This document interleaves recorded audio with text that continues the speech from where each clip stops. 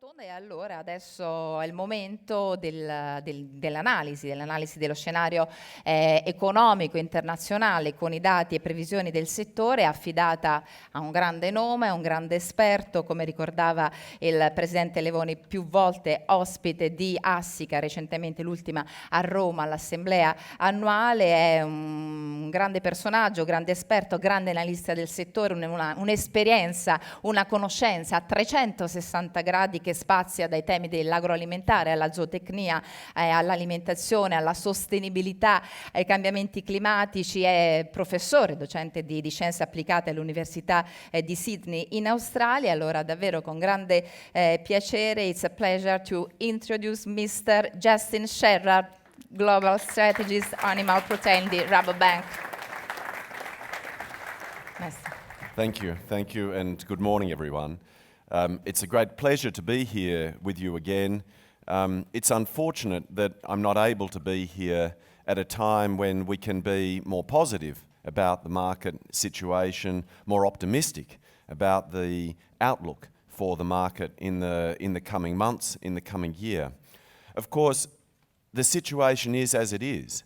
None of us are in a position where we can change that, and I think what we can do is talk together, understand each other's perspective, and perhaps learn from each other about where there may be opportunities for cooperation, where there may be opportunities to work together, where there may be opportunities to alleviate some of the pressure that we're all feeling at the moment, and perhaps find some opportunities to create growth in different markets, different products, and think differently about how we approach the market.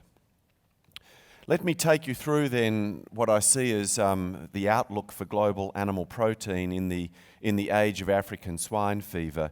And I'll start with a production outlook, but we really are in very unusual times, extraordinary times. I have here a chart which shows you our view on where global production will be this year. That's the second from the right-hand side, and next year. I'm showing you here the year-on-year change across all of the species in the major markets. You see in 2019 that we have this orange area below in the negative territory, and this is the contraction that we will see in pork this year by our estimates. And next year, 2020, on the far right-hand side, our forecast, you will see that although there is a lesser reduction, it is still a reduction that we're talking about overall in pork production next year. So yes, the situation in China next year will not be quite as bad as this year, depending on your perspective, but we will still see declines in production. On the other hand, we will see an increase in poultry production, an increase in aquaculture, and beef will be more or less flat, and wild catch seafood will also be negative.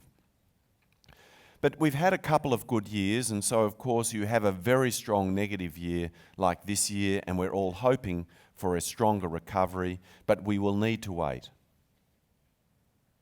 We won't see a strong recovery in 2020. It's really all about what's happening in pork. I want to show you here total production, and I have here now more than 10 years of data, but you see a steady period of growth right through to last year, and then the dashed line at the top is the total showing what's really happening. The highest of those bars is what's happening in China, with China's production. And this is really so much about what's happening in China and how that affects what happens in the rest of the world. It is not a simple situation of saying, okay, there are export opportunities to China. There are.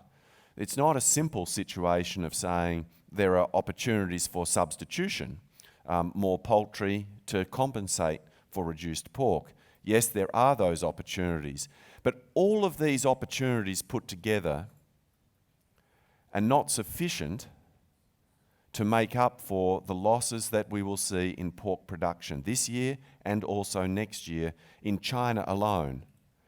And that's before we start talking about Southeast Asia, about Vietnam, about the Philippines, before we talk about what could happen in South Korea as well. And as the disease spreads in other parts of Asia, we have to be open to the possibility that countries like Thailand, countries like Malaysia may also contract the disease. As I look at the outlook and consider the sorts of issues that we're needing to come to terms with next year, African swine fever is certainly at the top of that list. We know that. But it's not the only issue which will be on our minds and should be on your mind, I think, as we think about next year. The trade dynamics that we have, including the tariffs that the US has imposed on certain products, including processed meat products, that the US has imposed on the EU, is also part of the issue. The challenge between the US and China on trade is a big issue. The challenge of Brexit here within the EU is another one of these trade uncertainties. The challenges of Brazil getting access into the EU market, getting access for more beef exports and access for a re-access or recertification for poultry exports is also a big part of the dynamic within the European market and the global market. We're moving into an era where trade becomes less certain, more unpredictable.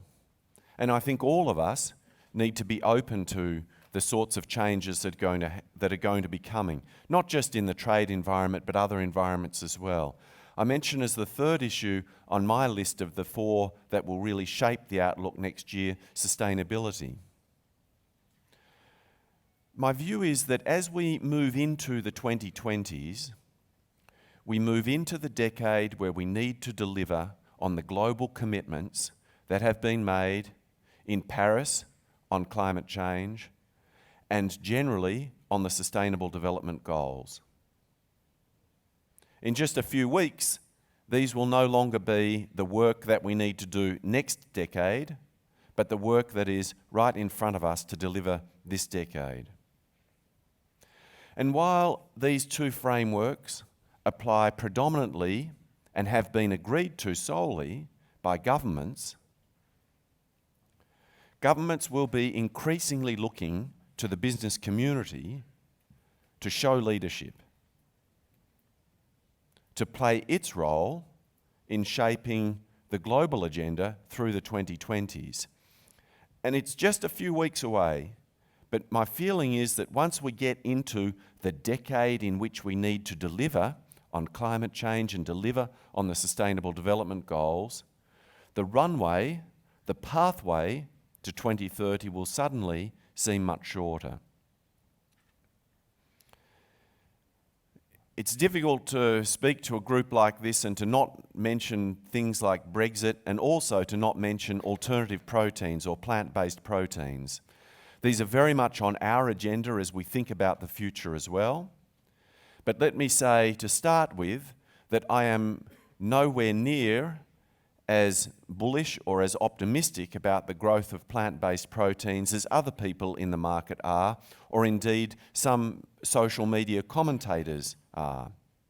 Yes, we will see growth of plant-based proteins next year. We will see ongoing growth at very strong rates, double-digit rates across most of Europe, particularly in the northwest of Europe, in markets like the UK, in the Netherlands where I'm based. We could see rates which are somewhere between 15 and 20% year-on-year growth.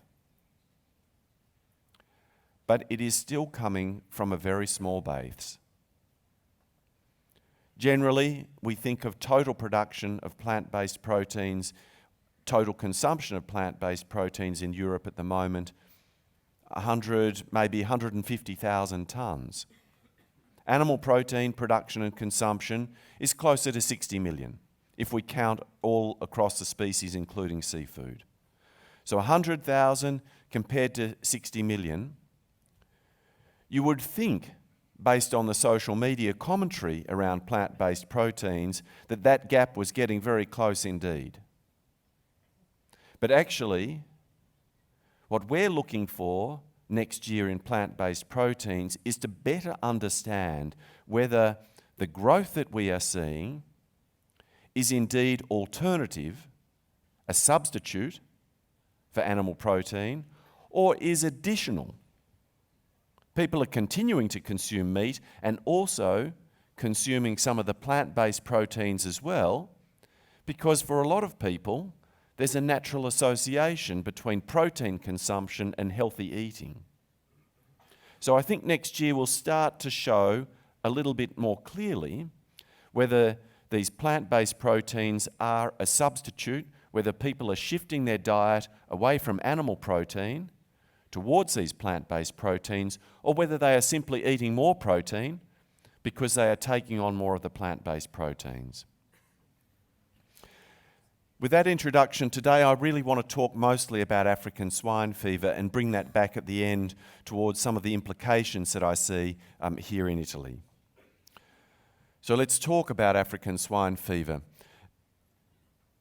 We are looking at unprecedented change in global animal protein. On this chart, I'm going back 60 years. I'm showing total global production of beef and chicken and pork, the change from one year to the next. And when you start in 1960 at the left-hand end, you can see that almost every year globally, we have seen an increase across all of those species until we get to 2019. That's what unprecedented change looks like. That is why we are talking about this issue today. This is why we talked about this issue 6 months ago in Rome, and that is why we will still be talking about this issue for the coming years. Because that type of change there is not something which is easy to manage, not something which will be quickly recovered from. That is the context that we find ourselves having to deal with. It's all about China at the moment. China's production last year, roughly speaking, 54 million tonnes of pork. This year, roughly speaking, we're going to lose 13.5 million tonnes of that, to be just above 40 million tonnes of pork production this year. 25% of China's production, 12.5% of global production. Next year, 2020, we see further losses, 6 to 7 million tonnes in China. The herd, I show some numbers on the right there. The herd we see down by 55% in China this year. 1/4 of the world's pigs gone this year.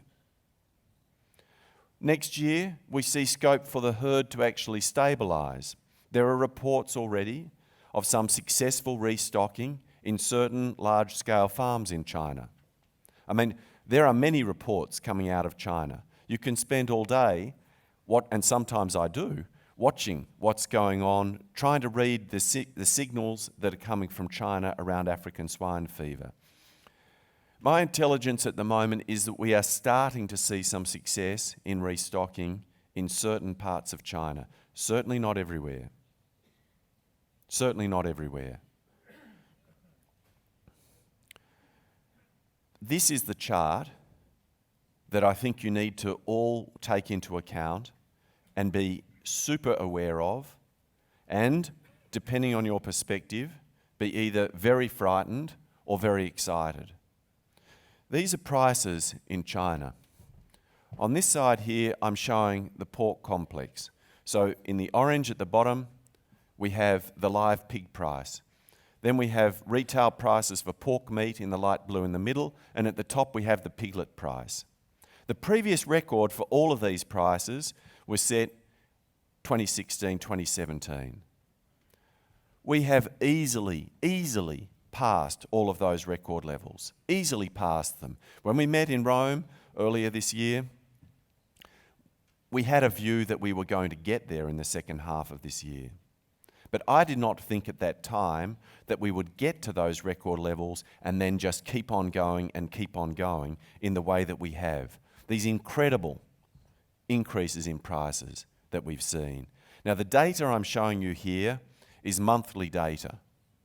Some of you who watch this closely will know that in recent weeks, we've actually seen a drop in pig prices in China.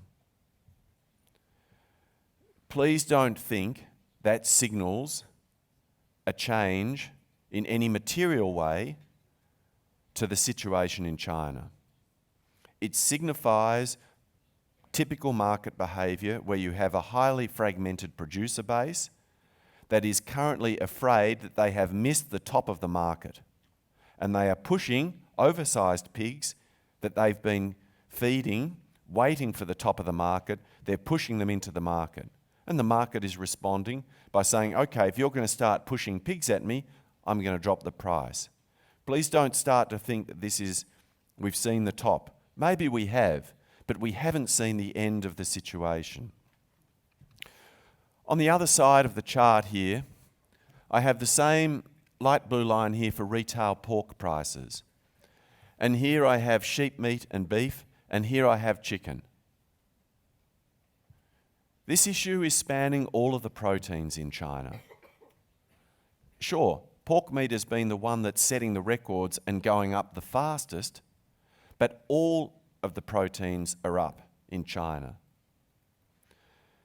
Our view is that China will be somewhere between 8 and 10 million tonnes short of total animal protein in 2019. And that shortage drives these price movements. It would be the same in this country if we were dealing with the same type of structural shortage that we have. And while I see some positive signs in some areas of restocking behaviour, it will take a lot more before we start to see the market come back into balance. These prices have been a blessing for any country that is approved to export to China, for any plant, for any storage facility that has a license to export to China.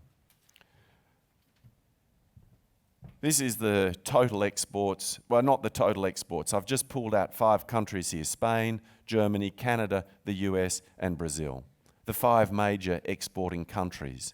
But I principally want you to pay attention to Spain and Germany here.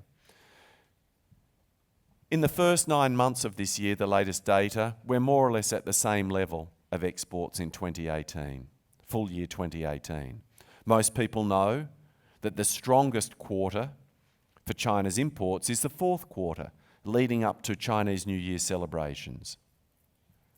So we will see much stronger trade in the 4th quarter of this year, and 2019 we think will be at or close to, possibly slightly above, the record level of trade that we saw back in 2016. And it is Spain and Germany, the 2 countries that have grown more than anyone else in terms of fulfilling this export requirement. The US, as we know, has its own problems in trying to figure out trade with China. I don't know how else to express it. There is a war going on from an economic trade point of view between the US and China. Canada has been caught up in geopolitics as well. And Brazil, which is theoretically in a good position to export, has been caught between some soft economic conditions, which has created uncertainty in local investment, plus the opportunity for Brazil to get back into Russia, a prized market for them, which they were shut out of last year, the opportunity to get back in China, and some of the major companies with some domestic balance sheet issues which they've needed to deal with. So it's really been Spain and Germany that have benefited most. Now, I emphasise this point because we all sit here in Europe, and these are the 2 major producing countries in Europe and the major exporting countries. And for a country like Italy, which depends on other parts of Europe to source raw material, it's important to understand how significant Germany and Spain's contribution has been to meet these needs. And it's not going to stop next year. This is our initial view on how China's recovery might take shape from 2018, when we saw production at around 54 million tonnes, through to what we see in 2025, when we might start to get stability back into the market. That's how long we think it will take to get stability. However, I'm not talking about recovering back to the same level of production. In 2025, we think production in China will be 47, 48 million tonnes. Here in Europe, that's about double what we produce. We're at about 23, 24 million tonnes here. So they will still be short of where they were in 2018 for a couple of reasons. The first is that consumers will shift over to poultry. And the second is that it will take even longer to really get that growth momentum into the China system, because while they are recovering from African swine fever, they are completely restructuring the industry. They are moving from a highly fragmented smallholder producer base towards larger farms. Everyone is shifting up. Some of the smaller farms are exiting permanently. Some are moving into poultry. Some are getting bigger. The medium-sized family contracting farms are getting bigger, and large farms are becoming more numerous. So it's not just a simple case of how quickly can we rebuild, it's how quickly can we restock and also restructure and also, by the way, relocate the industry in China. In the last few years, China has been placing the industry in the north and in the east. It's been moving it away from the south and the east, the coastal zones which are highly populated. It's been looking for opportunities in the north, away from these population centres. That's all changed. China's rebuilding now is much more about keeping the production and consumption much closer together, because one of the reasons the disease spread so quickly in China was the transport of live animals.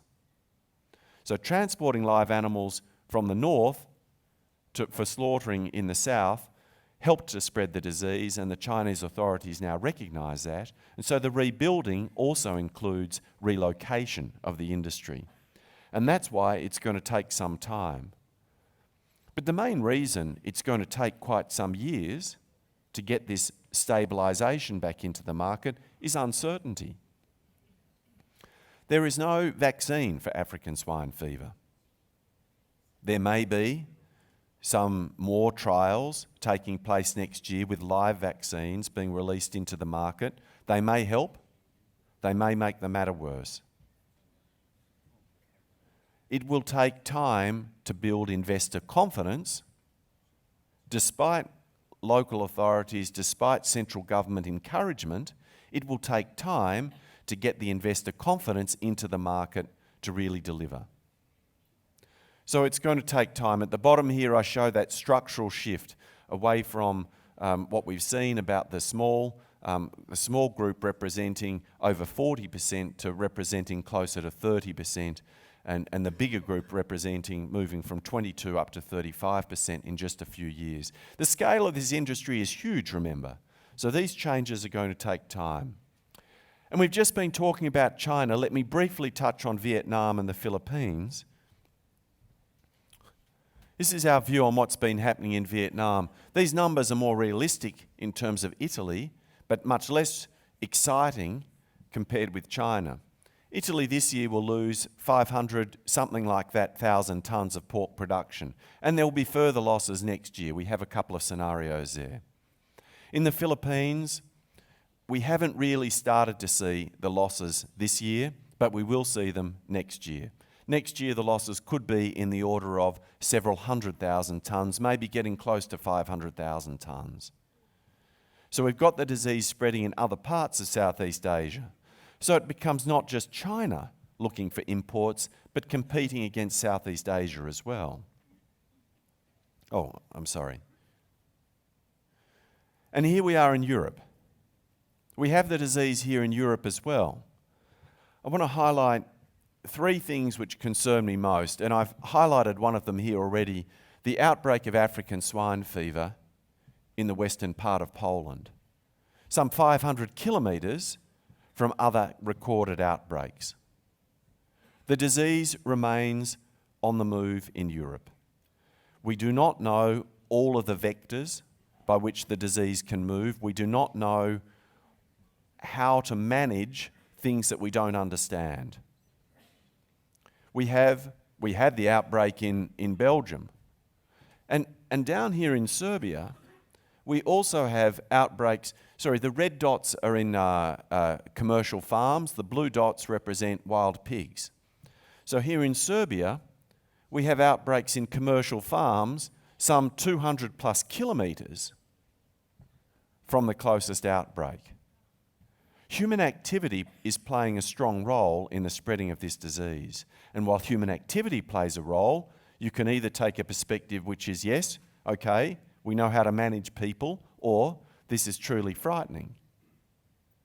Because despite things that I might say, despite what you might read in the media, despite what we'll talk about today, some people are clearly not taking the spread of this disease seriously. This is a zoom in to that small part of the map there in Belgium, which you can see in the southern tip of Belgium. There was a period of almost 3 months in which there were no new cases of African swine fever reported in Belgium. All of those blue dots represent cases reported since September of last year. In the first week and last week of November, 2 new cases were reported after a break of almost 3 months. In terms of how you manage these diseases with the OIE, you've just reset the clock to the period in which there are no new reported cases. It will take months and months, maybe years, before Belgium becomes free of this disease. And the Belgians have done a good job of containing the disease. The zones that they established around the disease have more or less worked. They've adjusted the boundaries as they've seen more pressure and the disease move one way or the other way. And yet they have successfully contained the disease in that part of Belgium. They've prevented it from getting into France, which sits just to the south and to the west, and prevented it from getting into Luxembourg, just to the east. So they've done quite a good job, but there are months to go before they have any chance of being declared African swine fever free. So that's a part of what we're dealing with here. One of the great uncertainties on African swine fever is how we can manage its spread here in Europe, because the picture I painted about Spain and Germany benefiting from increased exports could come undone quickly if we start to see more movement of the disease, which tends to happen more during winter months in parts of Europe. In terms of what I think this means today and what I think it means to you, I think there are 3 questions that really come to my mind. The first is, how on earth do we manage high raw material prices? How long will they stay high? What can we do, if anything, about those prices? Number 2, it forces us to think what it is that consumers may pay more for. Because higher raw material prices, we want to pass those on to retail, pass those on to food service, and those people who are expert, by the way, at saying no to any price rises, are certainly always thinking, is there a reason why consumers might pay more? And number 3, perhaps the question for today, what are the opportunities for us to think differently about raw material sourcing strategies? Is there another way of organising the supply chain to alleviate some of the pressure that we have? I want to talk just quickly about the first issue by showing you here a price chart. I have here the wholesale price here in Italy in the blue, and this is the European average in the orange there. You can see that while the European average price has been up at high levels, we would typically expect it to be coming down at this time of year. The price here in Italy has a mind of its own, apparently, and is at even higher levels and more challenging levels for all of you sitting in the room. If you're a producer, this might be very happy days. But the challenge that all of us face is that second question about what is it that consumers will pay more for. So as much as producers like higher prices, we all need to be thinking about how do we get that into the market. Italy remains globally a significant importer of pork meat. This chart here, there's a lot of detail on it. This line here at the top, these are monthly imports. This is China up here. Here in the mix, this is Italy in the green. This is Japan in the orange. And then we have Korea down here and the UK. So within the scheme of countries who import pork meat, Italy is a globally significant player. You know that. Of course you know that. You're all part of the market here. But I think it's worth reminding ourselves that these global dynamics and the global trade market and China's demand has an influence on an importing country like Italy. Because what happens in the global markets is quickly transferred here. And I think that helps to explain why prices in Italy are high. To finish, before you go into the round tables, I'll give you a couple of views on the three questions. The first question, I don't think we will see structural change in prices for the first half of next year. I wish I could bring different news to you, and it may be that there is a period in February, March, maybe even into April, where we start to see prices on average in Europe start to drop a little. But my intelligence and my thinking about the market conditions at the moment suggest to me that prices will remain firm through to next summer. What will consumers pay more for? This question we always ask ourselves is particularly complicated at the moment by a couple of things. First, chicken prices and beef prices are low. We're in an oversupplied market. Some of you are buying chicken as raw material as well. We're in an oversupplied market in Europe in general. In fact, breast meat prices have collapsed globally. We have an oversupply of breast meat. Dark meat, the leg quarter, is more expensive. This is typically what you might buy for further processing because it's low cost, but it's actually relatively expensive at the moment. Chicken prices are cheap. Beef prices are cheap, different reasons, partly related to chicken. Beef prices are cheap as well. These are predominantly fresh products. They don't compete with pork so much. But it's one of the challenges that we face as we think about managing high prices for pork and pork meat products. This doesn't help that chicken and beef prices are low. Consumers are also facing more choice when it comes to plant-based protein. I've given you my view that I think it's a bit overhyped, but they still have that choice there. And consumers are also thinking about sustainability. So what they'll pay more for, they don't like paying more for the same product, that's for sure. If everything is going up, maybe they accept they have to do that. But there's never been a better time to think about what exactly consumers like about your products and how you can give them more of what they want and in that process justify higher prices. Thirdly, are changes in raw material sourcing strategies possible? I think that's what we're here to talk about. If we work together, we all benefit from managing the highs and the lows in the market, if we can work together. And yet when we see things going up or when we see things going down, we're all drawn to the near-term opportunity, grabbing hold of that price movement while I can, because none of us feel that we're as well rewarded for what we do as we would like to be. So when the opportunity comes of a market movement, our inclination is to grab hold of it. But maybe there's another way to structure the supply chain. Maybe there's a way to think about longer-term commitments on buying and selling, longer-term commitments which may be linked to prices as well, to help us ease our way through the swings, the highs and the lows in the market.